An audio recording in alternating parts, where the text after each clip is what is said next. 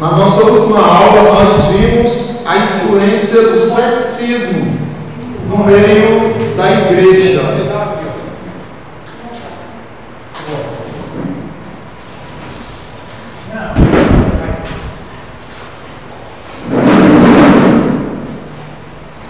O ceticismo no meio da igreja sofreu influência, nós vimos, a igreja sofreu influência do ceticismo.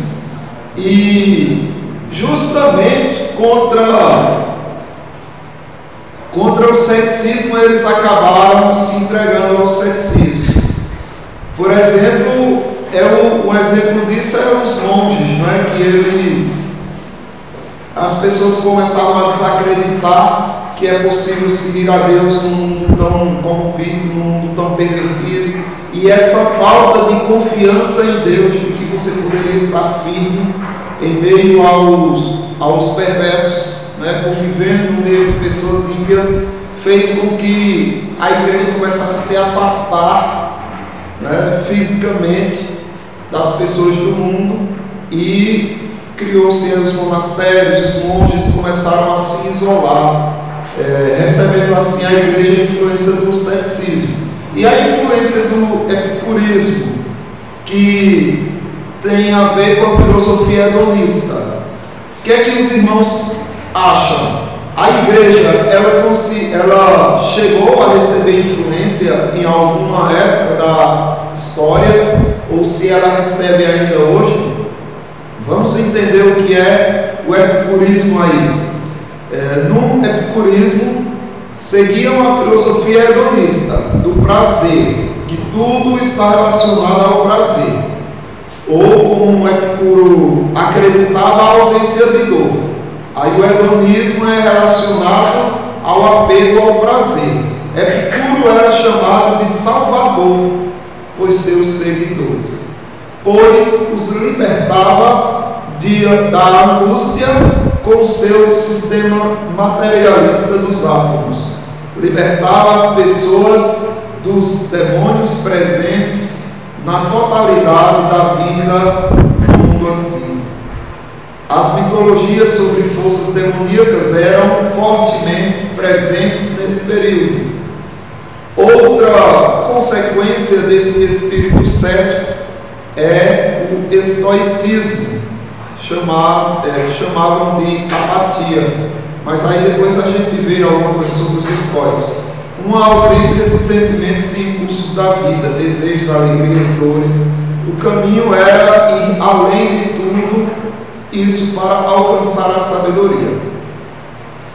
Então, conheça os pensamentos filosóficos, pois você pode estar reproduzindo-os em suas atitudes sem saber ou ter consciência disso.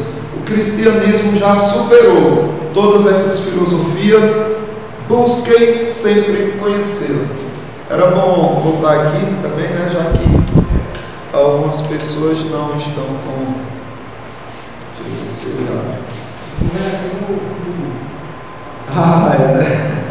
Veja, o epicurismo tem como um dos objetivos a ausência da dor. Então, é como se ele dissesse o seguinte: olha, você só tem uma forma de ser feliz, é se você se livrar da dor que você está sentindo. E a gente vê que a sociedade busca muito esses meios, né? Até onde isso é legítimo, até onde é legal isso, aí é uma questão a se discutir. Porém,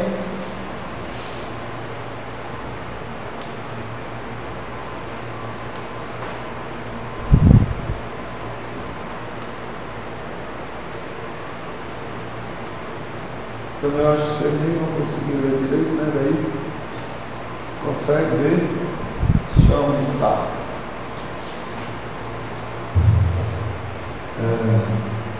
Esse daqui que eu vou aumentar. Esse é o zoom, ele vai pouco. Deixa eu ver. Então, a ausência de dor. E aí nós buscamos isso também, né? Todas as pessoas buscam isso. Você está com a dor de dentro, você não vai ficar com ela. Então você vai tomar um medicamento, Você tenta se livrar daquela dor para que você se sinta bem novamente. Isso é natural. Mas até onde isso daí atrapalha o desenvolvimento doutrinário da igreja? O quanto isso pode influenciar a igreja? O epicurismo, e assim o prazer tem um papel mais passivo, ou seja, para você ter prazer na vida, para você se sentir bem, para você ser feliz, o fator ativo é a ausência da dor. Se livre da dor, você vai se sentir feliz. E o prazer teria ali o papel passivo, né? Era a consequência daquilo. O indivíduo deve renunciar às coisas que possam originar dor e sofrimento. Então, qualquer caminho que você tomar, que disser, vixe, isso daí vai ser doloroso, então cai fora, chispa.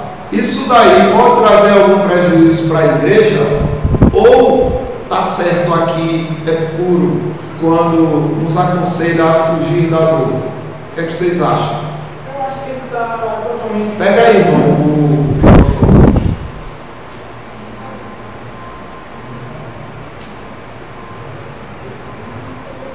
Eu creio que ele está enganado, porque, veja, a gente tem que ter um ponto de equilíbrio. Como? Vou falar de meio. Essa dor de coluna nos ossos não para. Não existe um medicamento que faça com que essa dor saia da pessoa. Essa dor que a gente tem constantemente não nos afasta de Cristo. Por quê? Porque a gente tem que saber separar as coisas. Cristo em primeiro lugar. E as dores é uma enfermidade que a gente tem, que é melhor estar enfermo na carne do que espiritualmente. Tá certo. Só que tem uma questão aqui. Deixa eu pegar um texto. Porque a minha eu me adaptei para não me deitar para comer, que não tem condições. A dor me pega de uma maneira que eu tenho que ficar sentado.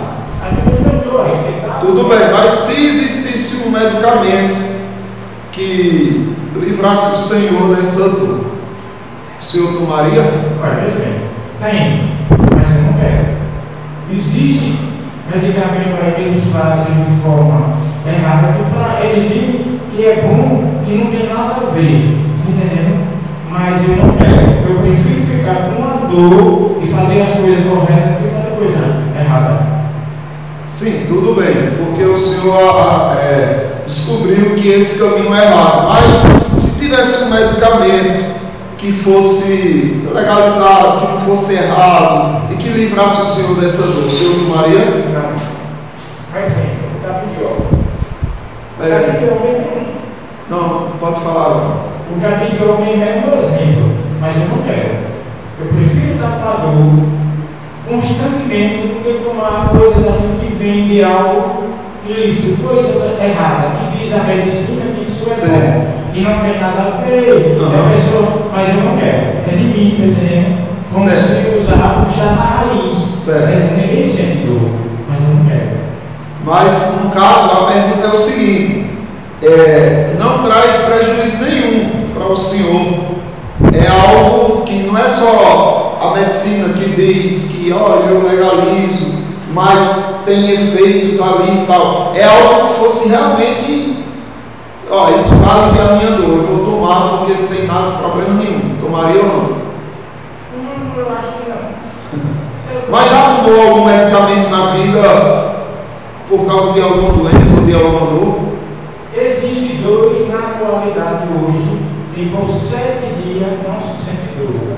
É um infinito de 12. Está entendendo? É um período que se toma de 8 em 8 dias. O senhor já chegou a tomar algo? Tomei Sim. um potezinho dele. É isso que eu estou buscando. Na medicina hoje tem. Certo. Por 7 dias, 8, o cara sente uma dor mesmo. É natural do ser humano buscar o alívio para a sua dor. Né? Mas mesmo assim, me aliviando essa dor, certo. Mas a gente tenta fugir da dor ou não tenta. Por exemplo, se você está com a dor na perna e você senta do lado direito e a dor está aumentando ali, você vai procurar sentar de outro lado para aliviar a dor ou não? Sim. Concorda? Sim. Que que a gente não gosta da dor e foge dela. Hã? Nem importa. Por irmão, já minha terra é. Quem é que você deu? Estou aqui, deu ela. Sim, mas se Deus dissesse assim, Lorival, você quer se livrar dessa dor, eu lhe curo agora. O senhor diria o quê? Isso aí só na glória, né? Não. Na atualidade hoje eu acho difícil. Acha difícil Deus fazer isso? Não. Deus faz. Então, é isso que eu estou perguntando. Tem algumas igrejas hoje que faz isso aí. Eu conheço. Me convidam. Eu tenho medo. O senhor permitiria que alguém orasse pelo Senhor, dizendo, Deus, tira essa dor do irmão Lorival, ou o senhor não aceitaria uma oração assim? A oração é importante. A gente tem que orar com Deus dos outros. Está entendendo? Mas se eu não for digno de ser tirado essa dor, que fique como um espinho na carne de pau. Sim, tudo bem. Mas e se Deus disser, Lorival, eu te faço digno de se livrar dessa dor e eu quero te curar? Não dizendo diretamente ao Senhor, porque Ele fala pela palavra dele. Mas se fosse da vontade de Deus lhe curar, o Senhor ficaria feliz em se livrar dessa dor? Eu ficaria de uma maneira e de outra ele ficaria receoso. Por quê? Veja bem, às vezes acontece do homem ficar sã, sem uma dor, sem enfermidade nenhuma, e ele se afastar de Deus, tá entendendo? Não, mas se dissesse, olha, você vai se livrar dessa dor e vai continuar pegando a Deus, e vai continuar cada vez mais buscando a Deus. Isso aí sendo enviado por Deus, eu aceitaria. Sim, então, a dor, ela tem a sua importância, porém, seria um pecado se Deus dissesse, olha, você pode de forma legítima, de uma forma que me agrada, se livrar dessa dor. Por exemplo, entrou uma flepa de madeira e ficou aparecendo um pedaço, você está sentindo muita dor. O senhor tiraria essa flepa ou deixaria para a dor continuar ali? Não, tiraria. Todos tentam evitar a dor de alguma maneira, né? E aí você vai, ai que dor, isso está me incomodando. Pode pegar aí. Tem que falar ali, senão não adianta. Já me aconteceu que eu estava tirando minha pinta, entendendo? Aí quando eu puxei com a serra, pegou-se um pedaço de madeira. Ele entrou aqui e saiu aqui na unha. Aí eu me fui, aí só tem que conseguir. Aí tive que ir para a UPA. Pronto, isso. Correu para a UPA por quê? Porque senão aquilo pode inflamar, pode piorar, pode ficar feia a coisa, né? Perder a mão e tudo mais. Então, é uma forma até de você ter cuidado com sua própria vida, com o templo, não é, do Espírito Santo. Você ter cuidado com o seu corpo. O apóstolo Paulo, ele quis se livrar. Não é que ele disse, nossa, esse espinho na carne, tá bom, eu gosto dele, eu vou ficar. Não. Ele quis se livrar da dor. Ele orou 3 vezes ao Senhor.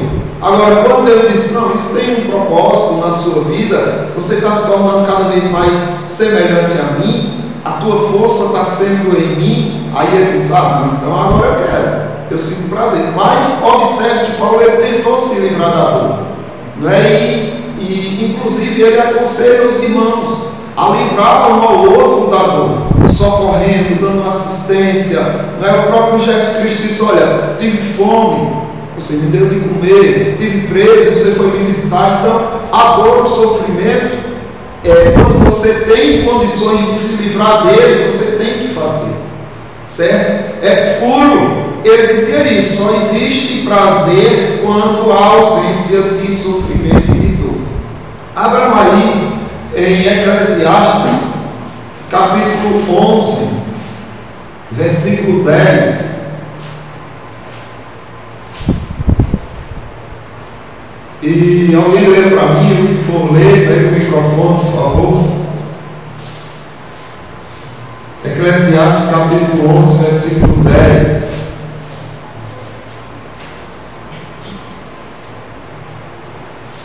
Afasta, pois, do teu coração o desgosto, remove da tua carne a dor, porque a juventude e a primavera da vida são variadas. E aqui, confirma com Epicuro ou não? Sim. Remove da carne a dor, porque a juventude e a primavera da vida são vaidades. eu queria que vocês trouxessem para mim, porque aqui você observa que tem uma harmonia com o que é por ensinado. Porém, eu quero que vocês tragam para mim, na nossa próxima aula, não é para trazer, é para mandar no privado ou no grupo, você que escolhe, a sua argumentação, aonde que a gente tem que seguir é puro e aonde a gente tem que rejeitá-lo, aonde ele está certo e aonde ele está errado. Se não achar nada de errado, coloca lá para mim, não, ele está todo certo. E se tiver alguma coisa de errado, pontue, tá certo? No caso do hedonismo, a busca pelo prazer é aconselhada intensamente, levando também em conta os prazeres sexuais. O hedonismo, ele dizia que teria que rejeitar os prazeres inúteis. E para entrar nessa questão que é prazer inútil ou não, aí é outra questão a se ver. Porém, todos os prazeres que ele, o hedonismo, considera bom, você tem que buscar, porque essa é a única forma de ser feliz. E aí você vem para a Bíblia, será que as Escrituras apoiam esse tipo de pensamento? Abram aí em Eclesiastes capítulo 7, do 7 ao 9. Está aqui no telão também, vocês veem se querem ver. Quer dizer, só está aqui, né? Esse texto aí é pecado para explicar. Vai, pois, come com alegria o teu pão e bebe gostosamente o teu vinho, pois Deus já de antemão se agrada das tuas obras. Em todo o tempo sejam alvas as tuas vestes e jamais falte óleo sobre a tua cabeça.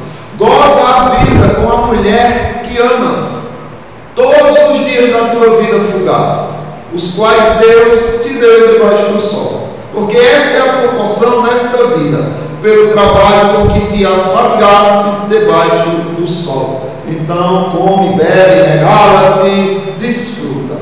E Eclesiastes capítulo 5, do 18 e 20. Eis que eu vi, boa e bela coisa é comer, beber e gozar, cada um do bem do seu trabalho, com que se fatigou debaixo do sol, durante os poucos dias de vida que Deus lhe deu, porque esta é a sua porção. Quanto ao homem a quem Deus conferiu riquezas e bens, e lhe deu poder para deles comer e receber a sua porção e gozar do seu trabalho, isto é dom de Deus. Porque não se lembrará muito dos dias de sua vida, porquanto Deus lhe enche o coração de alegria. E aí o hedonismo está sendo embasado pelas Escrituras aqui ou não? Aí é que está, é só uma provocação, viu? E aí vocês vão ter que refletir, meditar, buscar, pesquisar aonde que é puro, está errado, segundo as Escrituras. Ao dizer que para ser feliz só é possível quando se livra das dores. Aonde é que o hedonismo está errado ao dizer que só existe felicidade quando se há prazer. E aí vocês podem mandar para mim no WhatsApp, que eu vou refletir nas perguntas, nas respostas de vocês, tá bom? E essa fica sendo a tarefa. Agora eu quero saber se vocês têm algo a comentar sobre isso.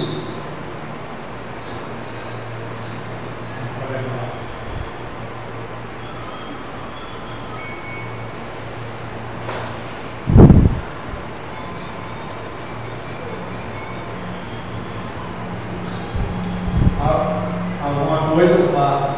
Tem ou não tem? Não vou voltar para sempre. Agora, voltar para sempre. Ou texto a parte bíblica é só uma parte isolada.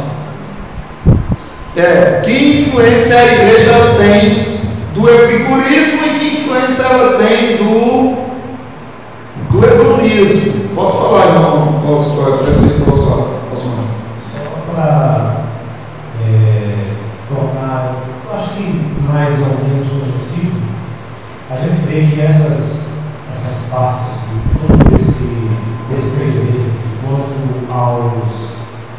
às benesses favoráveis ao ser humano, homem e mulher, aos seus prazeres terrenos, aquela porção que Deus nos dá sempre, é entender que Deus nos dá tudo isso, mas ao mesmo tempo nos impõe incógnitas e dores para que também possamos apreciar. Então não é só um container de boas e coisas maravilhosas que temos que desfrutar. Nos intervalos, enquanto alguma coisa boa vem, sobrevém também pontos em que devemos nos adaptar, termos resiliência em relação às diversidades que são impostas no nosso contexto, na nossa vivência. E com esse proceder vem o aprendizado. E esse aprendizado faz com que nos fortaleça e cresçamos, para sabermos definir e separar aquilo que é exagero humano e aquilo que é expresso pela palavra de Deus. Certo, mas no caso das dores, ou. Eu acho que passa a mão no notebook que volta.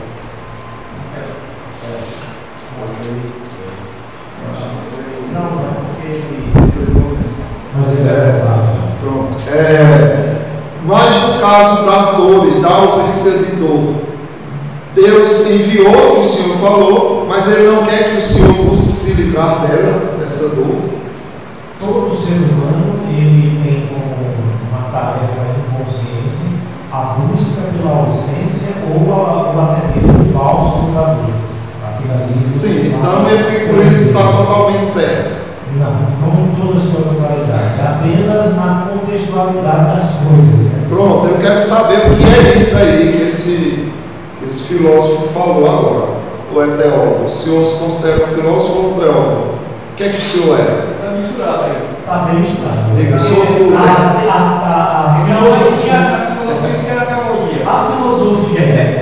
A filosofia cristã ela é muito ampla porque nos dá acesso a alguns trechos da Bíblia, os ensinamentos, a ética teológica. Então todo esse processo faz com que a gente desenvolva essa separação. O conhecimento também faz com que a gente possa dividir, saber separar essas coisas. Certo. Eu acho que uma dosagem, como irmãos disse, tem que ter um equilíbrio bastante. Então nós podemos chamar o nosso presbítero de teólogo e filósofo. Mas a igreja moderna se enfiou nesse pensamento. E é por aí. Que influenciador você tem que afastar de qualquer jeito, né? Inclusive a gente pode ver também na cristandade, a filosofia cristã de hoje, o hedonismo explicitamente em todas as igrejas. Todas as igrejas estão explicitamente vivendo a busca pelo prazer através de ensinamentos, pseudo-ensinamentos cristocêntricos, que de nada tem, ele apenas faz uma distorção errônea do contexto bíblico, para trazer para si a satisfação e o prazer de forma desmedida. Contentamento particular. A teologia da prosperidade é uma dessas mesmo. Tem muitas questões. O ceticismo nos faz isso. Não é? Mas é isso aí. Não é?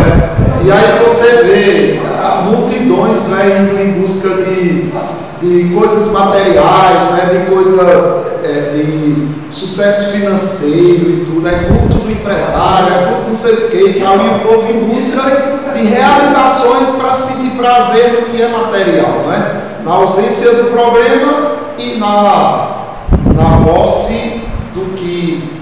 Porque dentro há uma ramo da psicologia que explica a respeito da busca do ser humano que busca a felicidade. Todo ser humano, no ser consciente, busca a sua felicidade. Muito embora ele não sabendo de forma obscura, até mesmo de forma muito aleatória, ele vai buscar essa tal felicidade. Até dá para lembrar aquela música de Tim Maia. Mas o curioso disso tudo, que a gente o observo é que nessa busca dessa felicidade, as pessoas estão buscando aquela massagem do ego, né?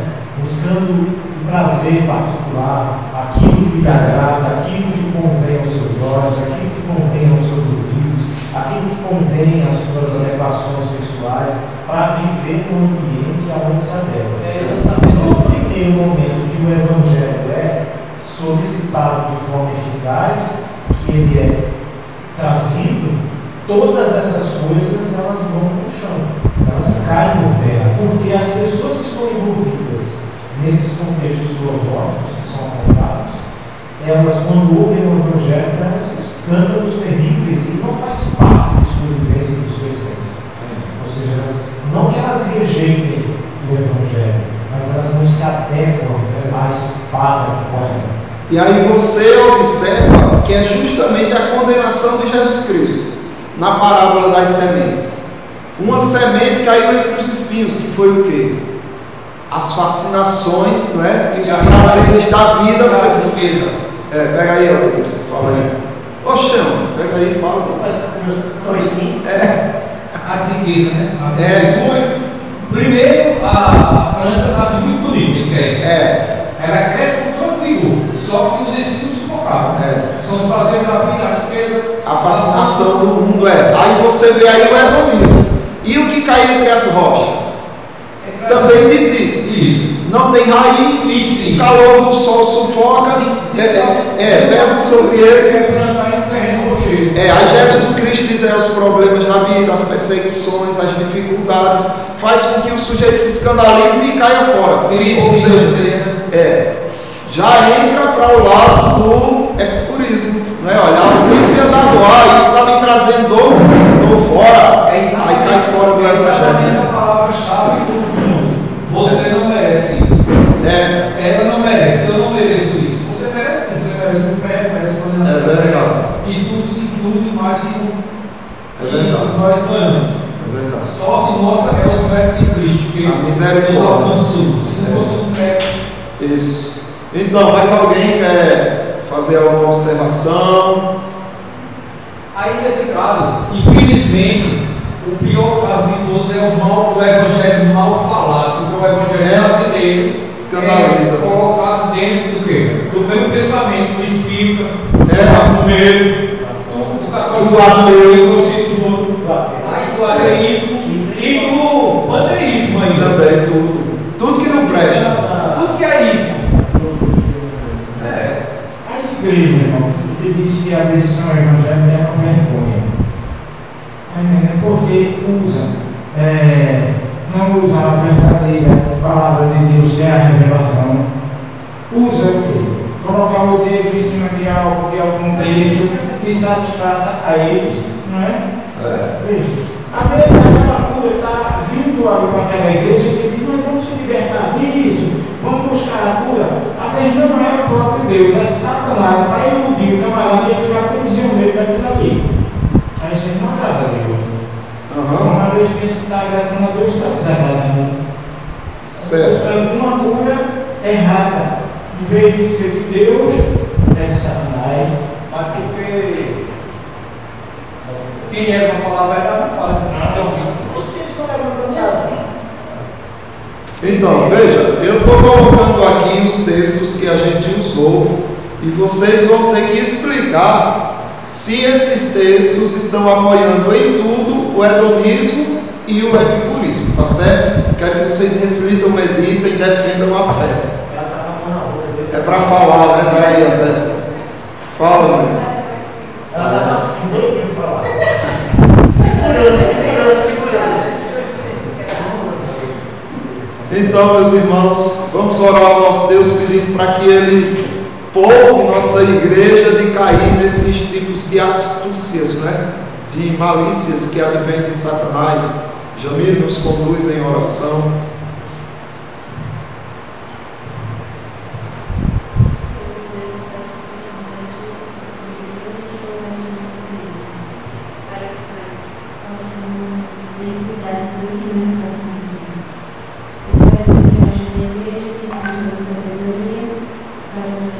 Para que nós possamos fazer conhecida a tua palavra, Senhor, essa necessidade. Em nome de Jesus, amém. Amém. Pronto, irmãos.